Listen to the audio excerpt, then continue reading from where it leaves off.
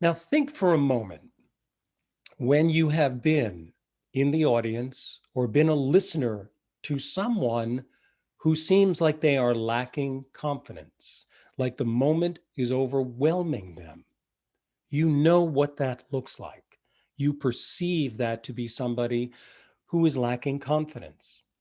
But also consider for a moment someone who is exuding too much confidence. Again, we know when we see both. So you understand the perception. There's a balance here. You want to make sure that you are removing the obstacles that could sabotage your confidence, but you also don't want to be so confident that you lose your authenticity. You want to be able to keep it real. So the things that we're going to talk about week after week after week build on each other. And I want you to trust that when we talk about the way something feels, because this really is a feel business as well, that's a sensation. So we're going to talk about the way it feels to you. What I want you to know and to trust is that the things that I tell you and the way you feel about them are still going to send out a positive perception. So everything that we're going to do is meant to make you feel good and make you look good. Again, mental and physical, sensation and perception. Now, in a little further down the road, we're going to talk very specifically about mitigating public speaking anxiety. So we are going to talk about dealing with the fear. And a little bit later in this boot camp, we're also going to talk about very specifically how you deliver more clearly, how you be more clear. Again, everything will build on everything else.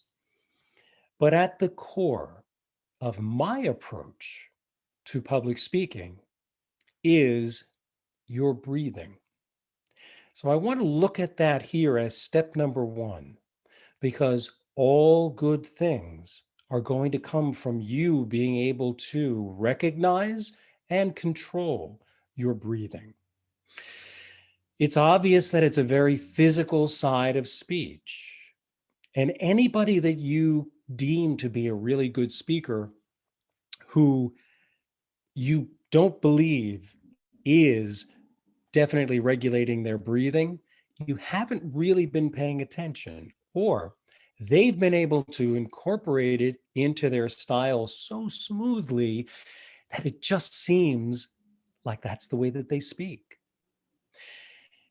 If you think about breathing, so many of the clients that I have taught in my 12 plus years of coaching and training have said to me, I'm not really sure, Paul, if I'm actually breathing when I'm speaking. I don't even really think about it.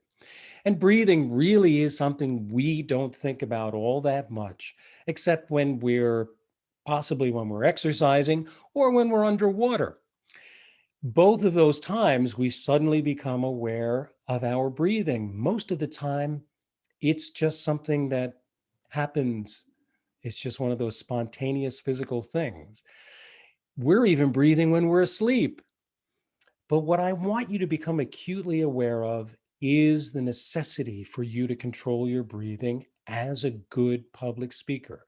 Again, these are the basics.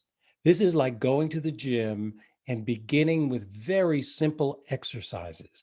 But you will see week to week how much this becomes your strongest foundation. And foundations are really important. When you need to develop forward momentum, when you're speaking to somebody in a high stakes environment, you need to rely on your body. You can't simply will it with your mind. When you need to mitigate the fear of public speaking or the nervousness or quell that nervous feeling, you need to make your body settle down. So this breathing is going to become really, really important. I'm going to put some sentences up on the screen, and we'll work through them one by one. So what I want you to do as you're following along with this video is to say this sentence, but take a breath. You'll see in the first sentence, if we read through it, we need a better strategy for completing phase 1 of the project, and we need it by Tuesday. Anytime that you take a breath in, that is the vocal fuel you use to make sound. There is no voice unless the air is leaving your body, even if it's only a very small amount. And for most people, it is a relatively small amount of air. But I want you to begin to rely on your breathing to give you that sense of push, that sense of moving forward. So, though it is not indicated on the slide, I do want you to take a deep breath at the beginning of a sentence. Hold that breath for a moment. Don't let any of the air out of your mouth or your nose, and then use that breath for speech. In the first sentence, you see it's indicated to take a breath.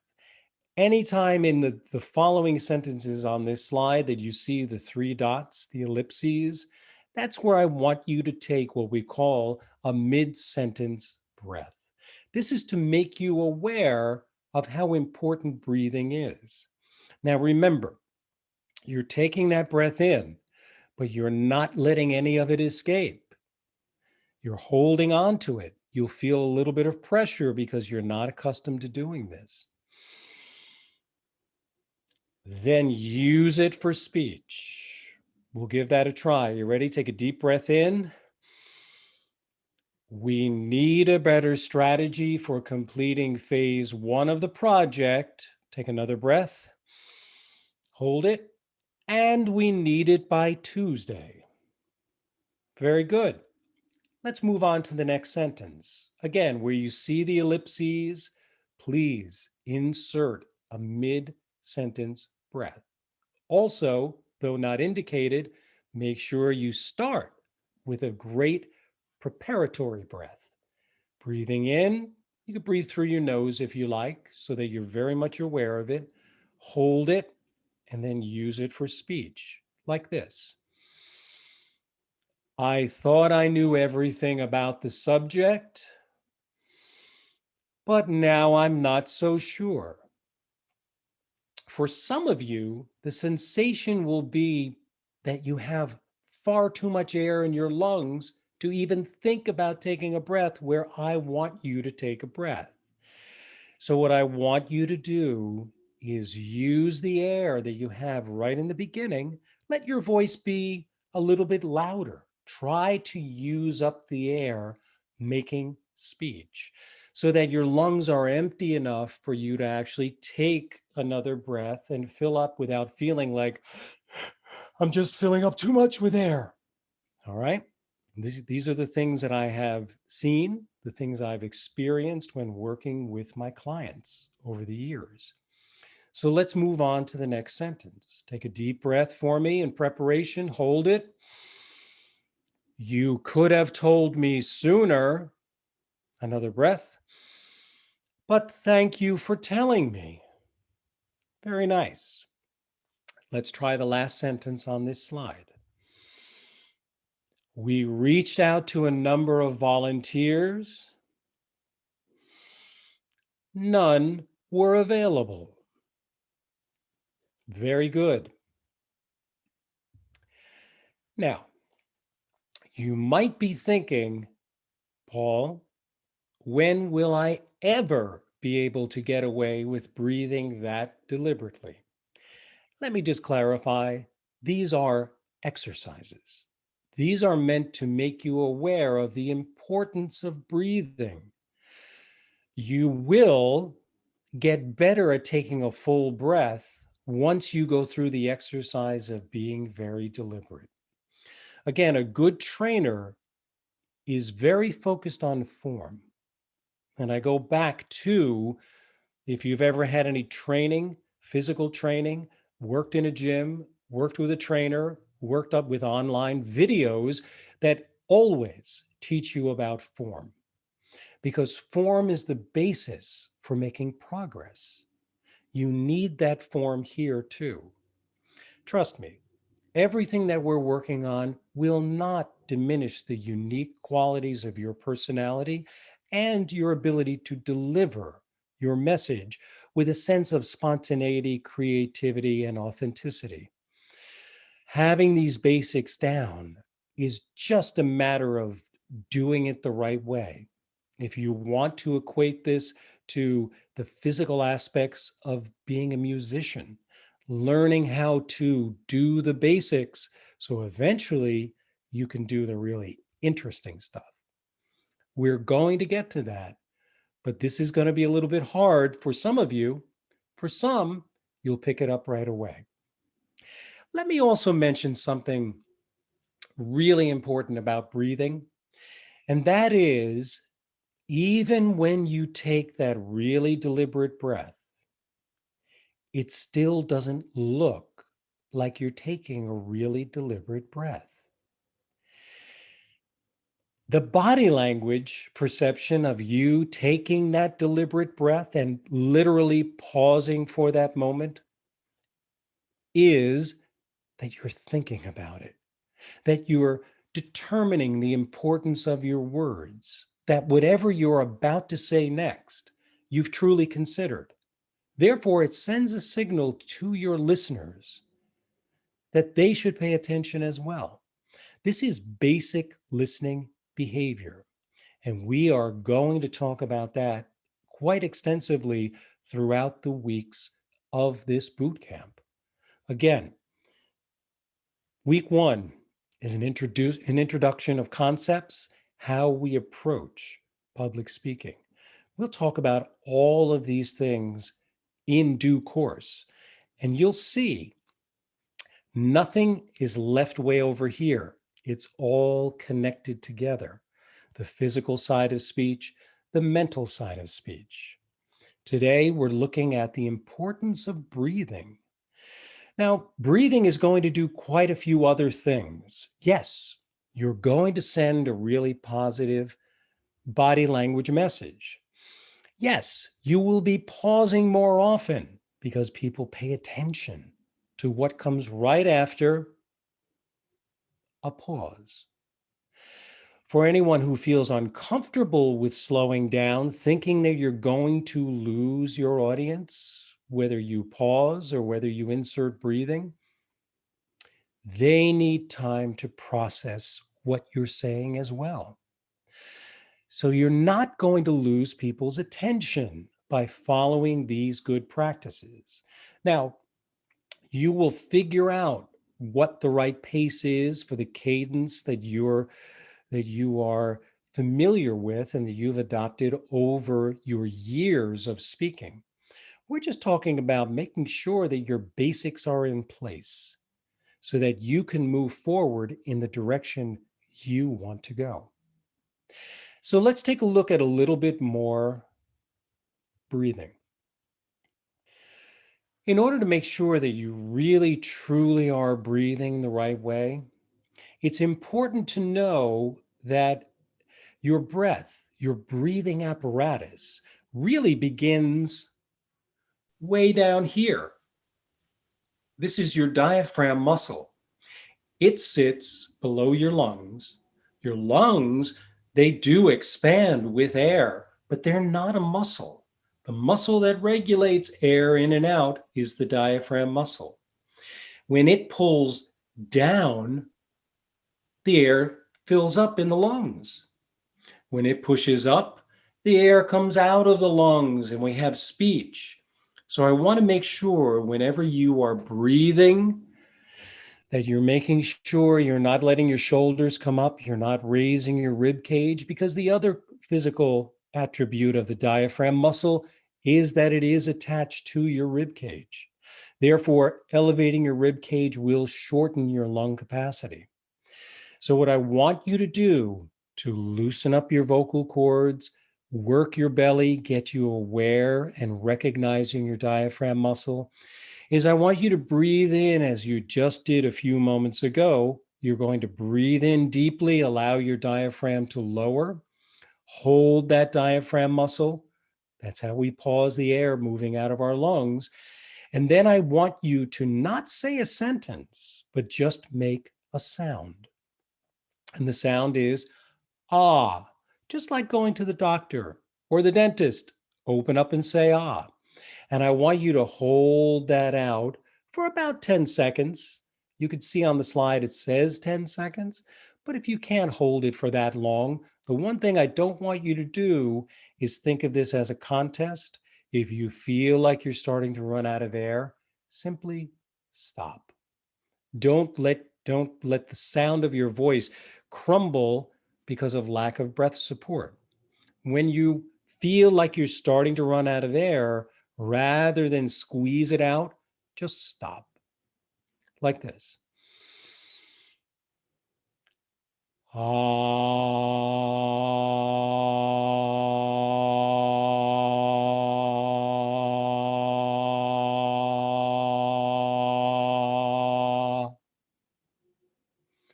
The idea is that you want that sound not to waver all that much.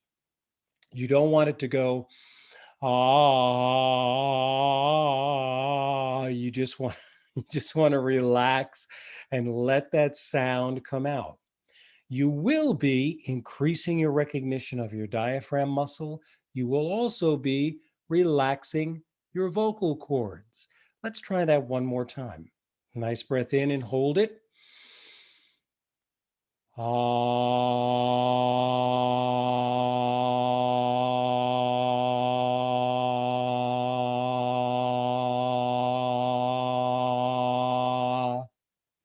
Good. I recommend doing that on a daily basis for at least 2 to 3 minutes every morning. It is the exact same exercise I do to put my voice in a good place where I don't feel like I'm fighting the morning fogs in the voice. I don't feel like I am at the mercy of feeling well rested or having the feeling of stress, which can creep into our days. This is even a really good exercise to do midday if you have the privacy to do it so that people don't question what it is that you're doing. It's a great one to work in. And certainly, while most of us are working at home in between Zoom meetings, consider it to be your relaxation in the same way that you would get up and stretch. This is what we call a vocal stretch, but it serves you in so many really important ways. Moving on to the next set of sentences on this slide, we're really going to focus on allowing that breath to come out. The first group of sentences that we did a few minutes ago were an indication of taking a mid-sentence breath. These are what I call shorties, and all I want you to do is get used to the idea of the air coming out of your body, just like this. You've got to be kidding. And it may sound like you're projecting your voice a little bit more because I want you to use up all the air. Just let all of the air flow out. Try that again. A nice breath and hold. You've got to be kidding.